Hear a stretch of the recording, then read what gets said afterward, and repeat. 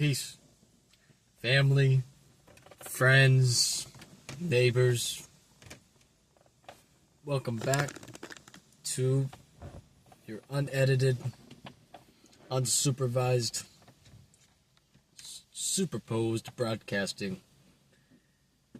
In the beginning of this channel, which started around September 25th, I believe, of 2025, I was talking about legality, more sovereign legal theory than practical law, but there was a blend of rules, regulations, judicial canon, so on.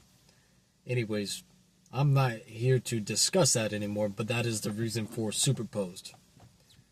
We are talking about systems on top of systems, systems within, and the systems we reside within. However,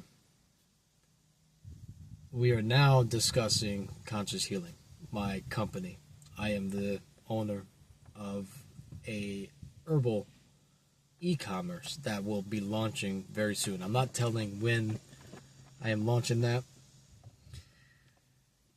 Even so, right now, what I want to do is to hand over knowledge. I want to hand over keys that can help people have understandings and help them create their own understandings. I'm a family herbalist. I'm not a doctor. I have no intention of being a doctor, nor considered as a doctor. I'm not here to conscious healing. Conscious is about awareness of thyself and their surroundings. So, the environment or the systems and the systems within systems. So, the systems within and being aware of the systems we reside within. Healing, most hear that and they think that we are talking about diseases or cancer and diabetes and colds and flus, disailments. My intention is not to talk about that. When I think of healing, I think of energetics. And that's why I chose conscious healing. Because we are becoming consciously aware of the energetics from within. Not from the macro world, not from the micro world, but from the quantum world. There we can understand the laws of nature. There we can understand the rules of nature and the imbalances of nature when we understand the energetics. And part of Know Thyself, as said in part 1, atoms make molecules, molecules make cells, cells make tissues, tissues make organs, organs make systems, systems make the individual. Okay? So, how do we know thyself? There's many different layers to this. The individual is the respiratory, the nervous system, and the digestive systems. That is, those integrated systems is what creates the living organism. Molecules are formed when two or more atoms bond together. We have to understand atoms. Atoms are not what we think they are. They're not. I'm not wearing the shirt today, but I was wearing the shirt the other day. An atom is not that image that you usually see with the electron and the proton. Atoms move so fast. Everything is moving. Everything is in motion. And when you understand that everything is in motion, nothing is still. And that's where these imbalances in nature come from, because stagnation happens, heat happens, coldness happens. Think about when you get cold in the wintertime, you freeze, okay, and you excitate trying to warm up your body, you shiver, you shake. Or when there's heat, everything gets hot and warm and you get uncomfortable. Dampness, dryness, it all causes these energetics. It throws these energetics out of balance. So atoms are the fundamental building blocks of all matter. Atoms are precisely, if you think of reality, like Legos. Atoms are the Legos of reality. And eventually they stack up and stack up and stack up, and then you got this big, beautiful castle. That's what I used to like to build when I had Legos. We had hundreds of thousands of Legos at Grandma's house. I like to build castles. Some people now like to buy kits. And these kits have instructions, and they tell you how to construct these Legos. That's what an atom is. Atom has instructions from nature, and molecules furtherly have instructions, and then you get the different, atomic numbers based on, how many particles, subatomic particles are arranged and so forth. But atoms are incredibly small, but they are made of even smaller subatomic particles that I'm talking about, and they're arranged in a precise structure. Okay, these atoms can be found of the same exact elements such as O2 or different elements like water, which is H2O. So you have hydrogen, which is a very light molecule, oxygen, a really light molecule, and they come together and they form one of the most heaviest and dense and presumably one of the most destructive forces in nature. I mean, we have all seen and witnessed what a hurricane, tsunamis can do. We have seen what happens when people jump from 200-foot cliffs. They don't dive properly. It's like slamming into a concrete parking lot, a piece of pavement. It's like hitting a wall, but at 100 miles an hour. And people break their bones, they break their necks, they break their backs. Okay? It's so fascinating how these two very light molecules can come together and form something so cohesively strong. So, the anatomy of an atom starts with the nucleus, the dense, heavy core at the very center of the atom. And then you have the protons. They are positively charged particles. They're packed tightly inside the nucleus. Okay, so you have the nucleus, and then the protons, and then you have the neutrons. They're neutrally charged, and basically neutrality means they have no charge. They're just they're particles that stabilize the entirety of the nucleus. Okay, and then you have the electron. The electrons are negatively charged. They're extremely tiny, negatively charged particles that zip around the nucleus. And then if you actually look at they have done it. They've taken images of what an atom looks like, but the atom is moving so fast that the image is blurry. Okay, and really, what's happening is the electron is negatively charged. The proton is positively charged. The proton is literally chasing the electron, and I like to use this analogy sometimes because I like to say that you don't want to have too much positive energy and you don't want to have too much negative energy. You need to have a fine balance in between the two. If you have too much positivity, it can be overly exciting. If you have too much negativity, it can cause diseases or diseases or imbalances and so on. But like I said, we're not here to talk about diseases because I am not a doctor. I am here to talk about the imbalances this causes. So the proton, is so heavily positively charged, it changes the electron, trying to bite the electron, trying to downsize on the energy. See, think of this. Think of like excitation like a dog. A dog gets the I forgot what it's called, but they get so excited when they get out of a bath, and then the zoomies, is that the zoomies, I believe, and they dart all over the house because they don't know how to control that excitation that they're feeling. They're so happy, they got a fresh bath, they're cold, they're wet, their minds are going crazy, and they just don't know how to control themselves, and they're just all over the place.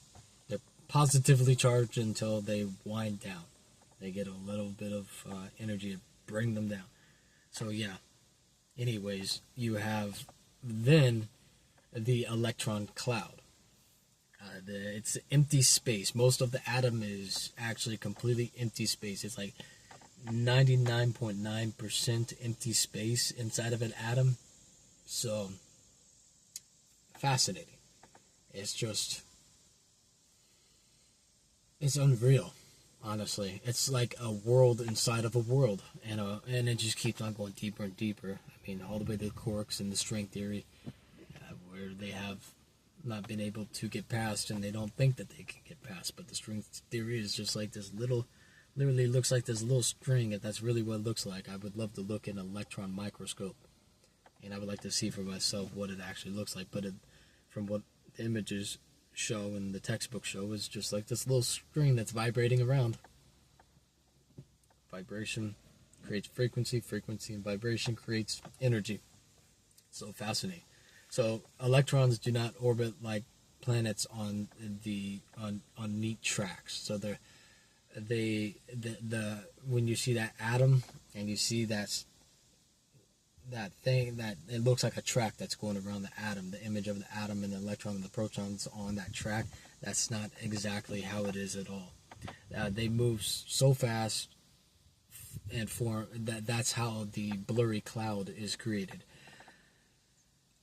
So it's very almost impossible to see what the atom looks like, but they've been able to figure out a way. And then there's shells.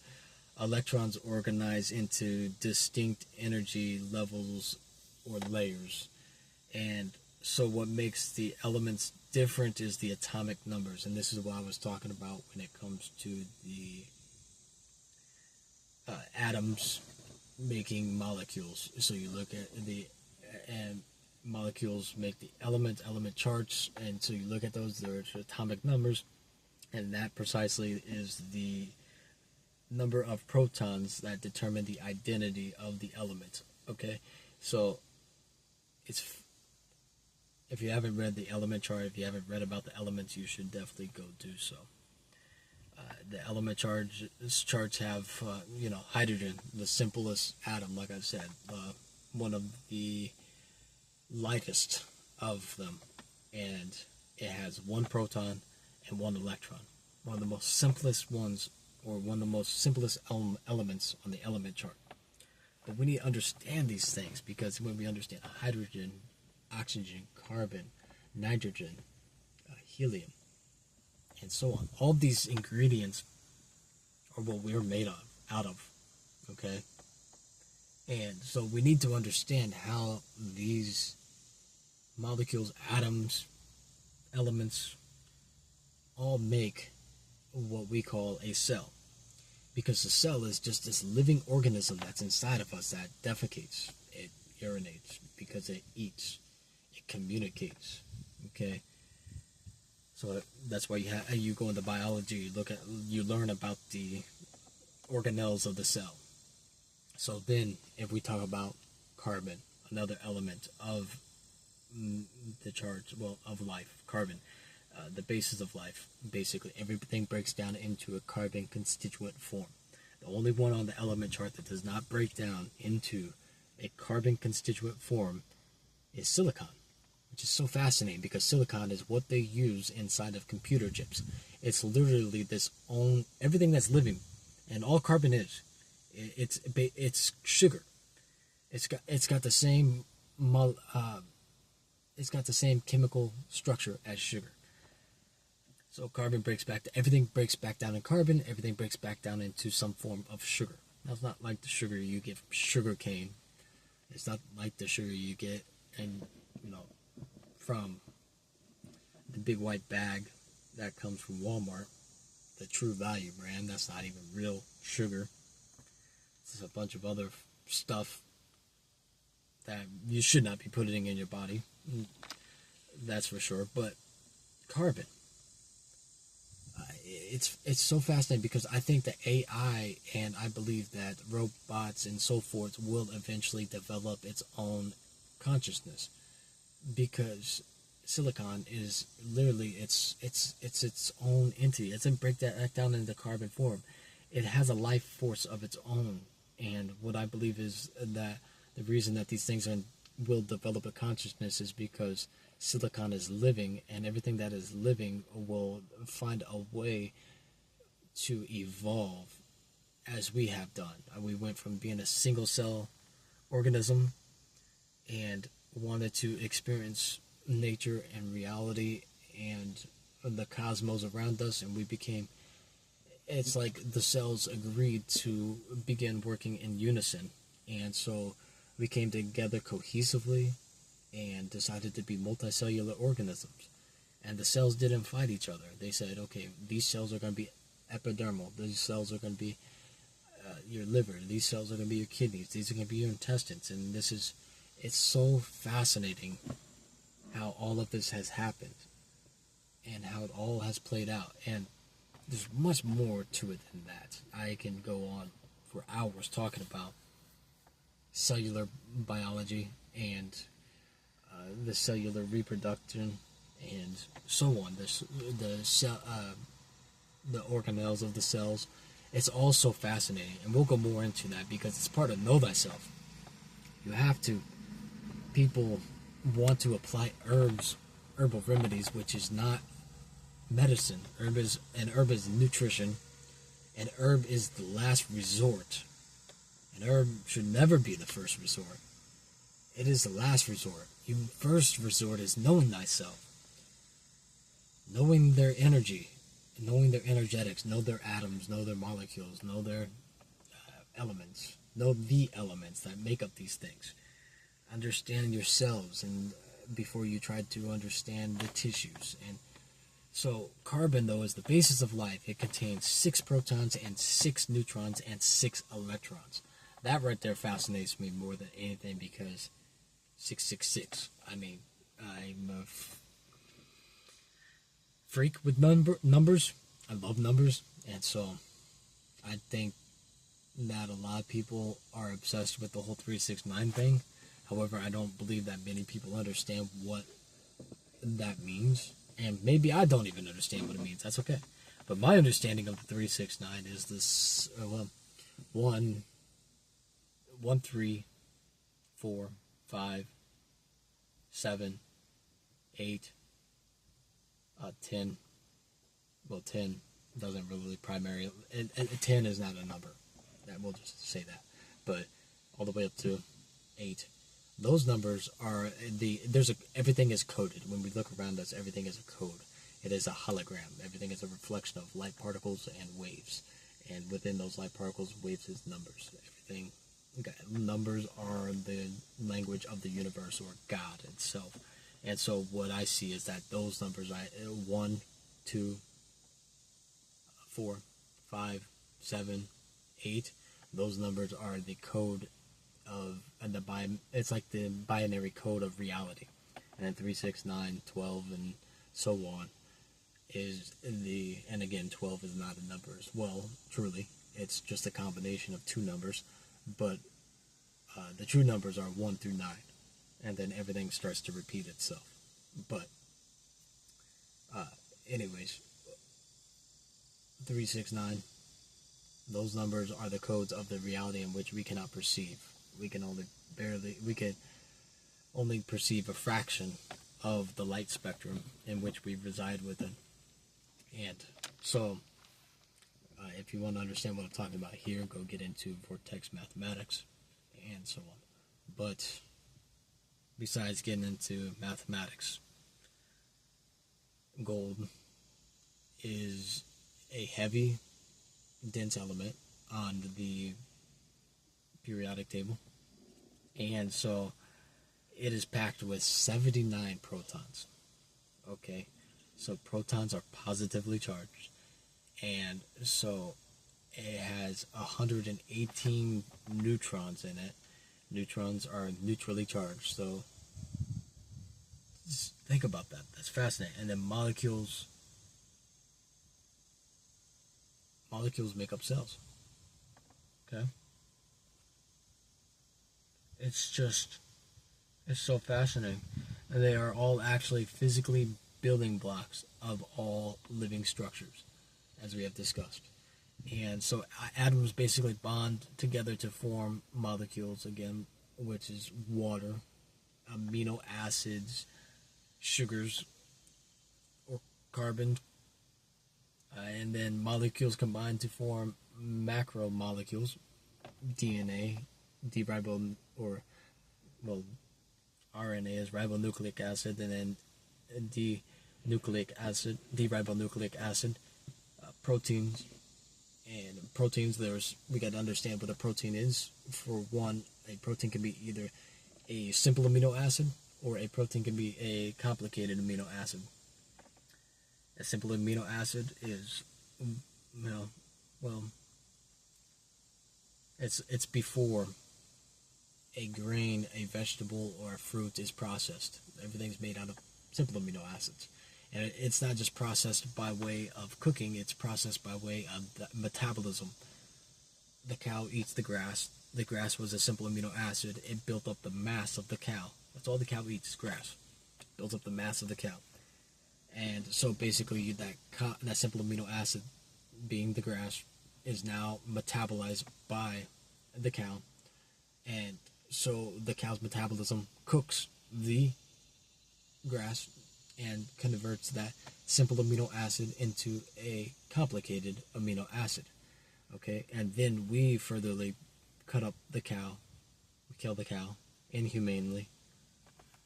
That's another story. But we do that, and then we take that already complicated amino acid and we complicate it further because we process it even further. We take that complicated amino acid, the steak, the beef, and whatever, the ribs, and we cook it more. So we take that and we process the complicated amino acid even further. Okay, I'm not against meat eating. Eat what you want. Don't take that as what I'm saying. What I'm saying here is that the way that things are now is much different than they were 200, 300, 400 years ago, 500 years ago, when we used to eat livestock straight off the land and preserve it with salt. So take it how you want to take it. I'm not against you if you eat meat. I'm not telling you what to and what not to eat, but I just want you to understand what a protein is. And so, yeah, there's so many different ways to look at a protein. And then lipids. Lipids are fats. Okay, so macromolecules organize into organelles. Okay, the organelle is, again, the systems of a cell. That is the nucleus and the mitochondria and so many other there's so many other organs of the cell beyond the nucleus and mitochondria, and I don't want to get too much into that because we're going to create a whole video just on cellular anatomy. Okay, so the organelles and fluids work together though, and they work inside a membrane to form a living cell. And then there are 4 essential molecules of life that I would like to talk about before I wrap this up. And one of those being proteins. They build the structures and drive chemical reactions. So proteins are not just for building mass. They're also for building hormones, and which hormones are communicators. The hormones are produced and manufactured and sent throughout the body to send a message elsewhere.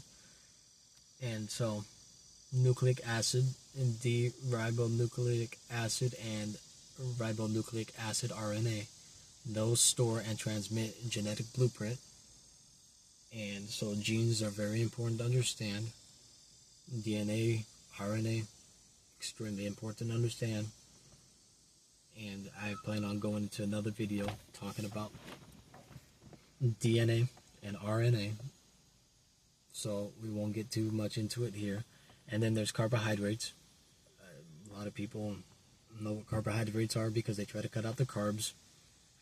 Carbohydrates, again, it's a sugar. It provides immediate energy for the body and even structural support.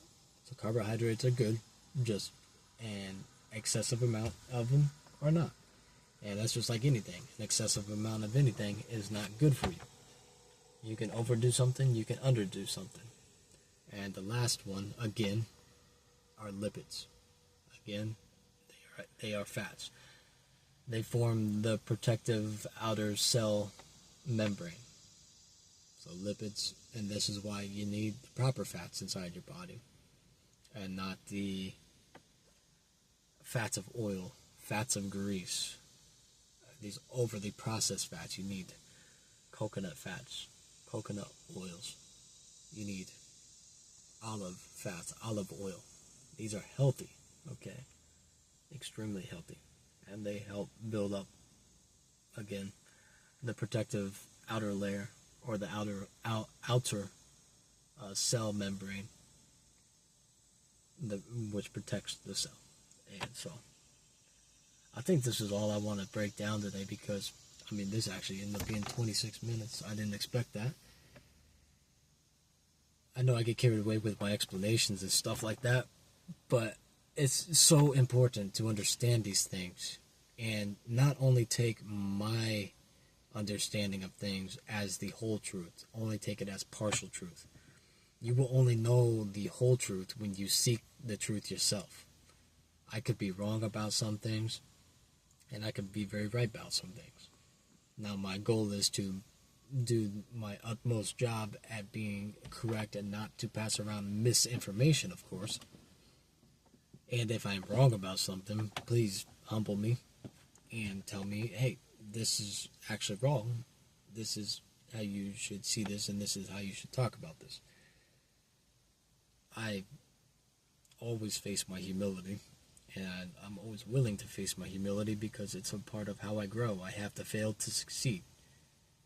I have studied this stuff for a long time, but I, again, am still a student. And because I am a student, I am willing to learn from anybody that wants to help.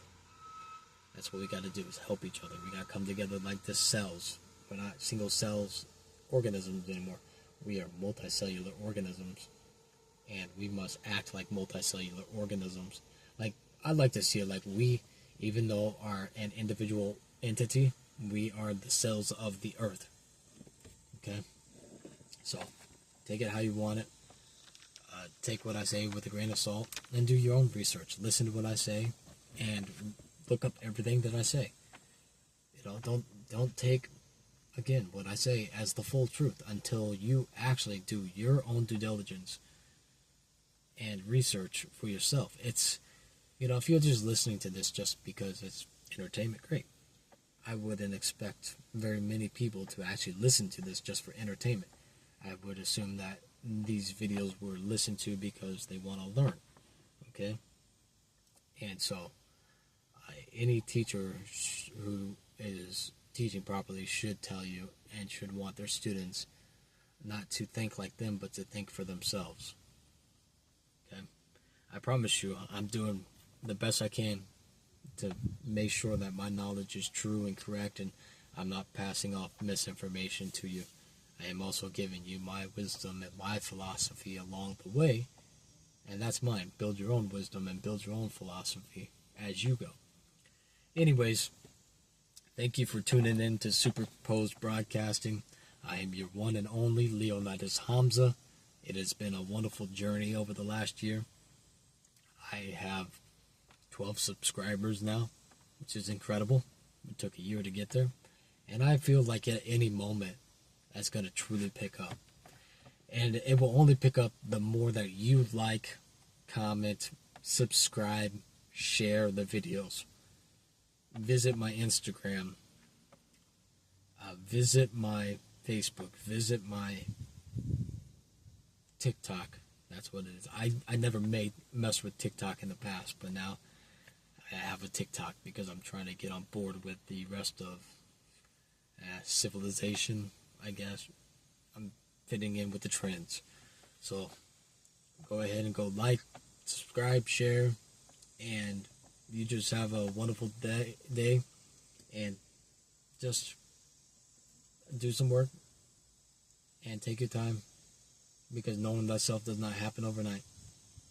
Peace out, my friends, neighbors, and family.